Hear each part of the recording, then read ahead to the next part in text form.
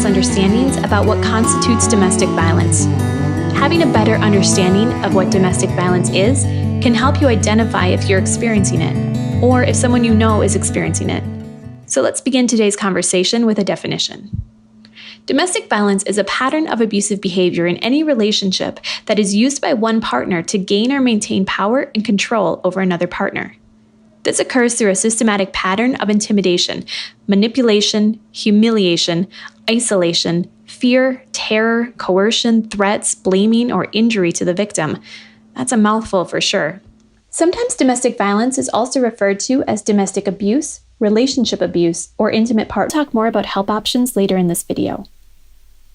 The most common age that domestic violence first occurs for both women and men is between 18 to 24 years old, although it can be experienced at any age and can be ongoing, even affecting seniors.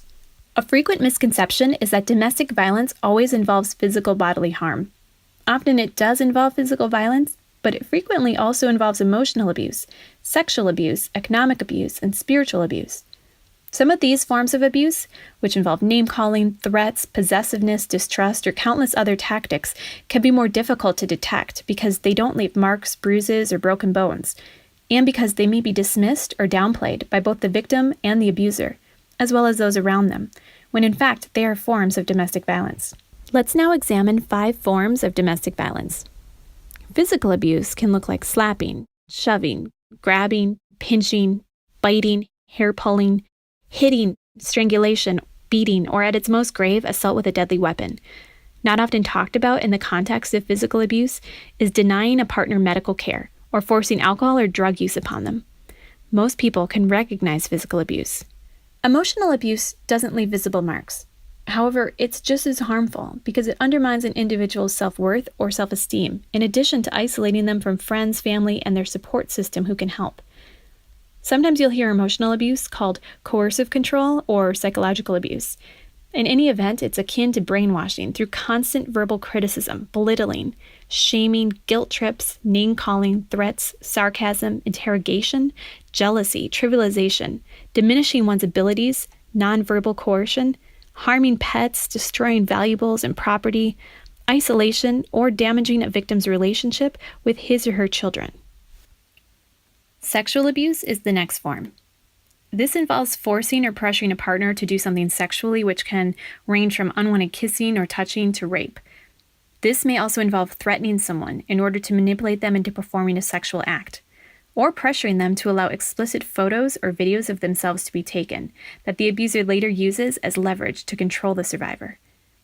Sexual abuse is also restricting a survivor's access to birth control and condoms, forcing her to become pregnant or have an abortion, or repeatedly using sexual insults to demean a victim. Economic abuse is making or attempting to make an individual financially dependent on their abuser by maintaining total control over financial resources. It can involve forbidding one to work, forcing one to work without pay, controlling how money is spent, putting a partner on an allowance, misuse of someone's personal information to open credit cards, loans, or bank accounts, ruining one's credit, or withholding basic necessities like food, clothing, medication, and housing. Finally, there is spiritual abuse, also known as religious abuse. This includes forbidding a partner from practicing their moral or religious beliefs, or misusing religious scripture to instill fear, guilt, or subservience. This form of abuse may also include manipulating an individual to behave in a certain way, or making them believe abuse is part of a normal relationship and that divorce is not an option. An abuser may also justify abuse through religious scripture or convince the survivor that rewards exist in the afterlife for enduring abuse. If you speak with people who have endured abuse, more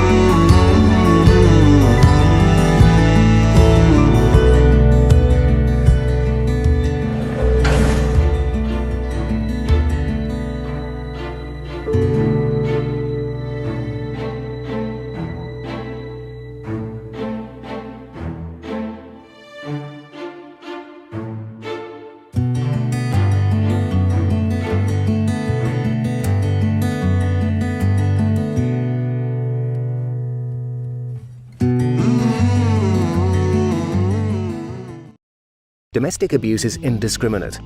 It affects people from across society, whether rich or poor, married or single, working or unemployed. 1 in 4 women and 1 in 6 men experiences domestic abuse during their lives. Domestic abuse is not just some information today about domestic violence. Domestic violence is about power and control. It affects the young, the old, rich or poor, people of all educational levels, people who come from different religious backgrounds, people who are in heterosexual relationships, people in same-sex relationships. One thing it doesn't do is discriminate. But there's one thing that is consistent throughout abusive relationships, and that is that abuse always escalates. Sometimes it escalates quickly, sometimes it takes longer to escalate. It depends.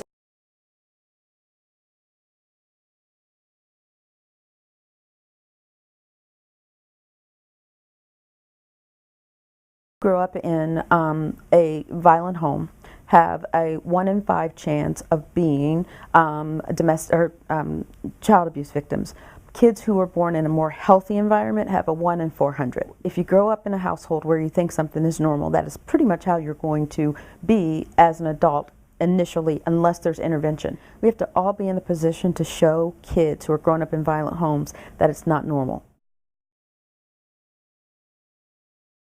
It's astronomical when you think about the health care that is spent when the victims are seen by a medical professional for injuries related to domestic violence or child abuse. The numbers from the American Medical Association tell us that our health care providers have to be on the front line and they have to take bold action. They are sometimes the first and only individuals that the victims will actually seek help from.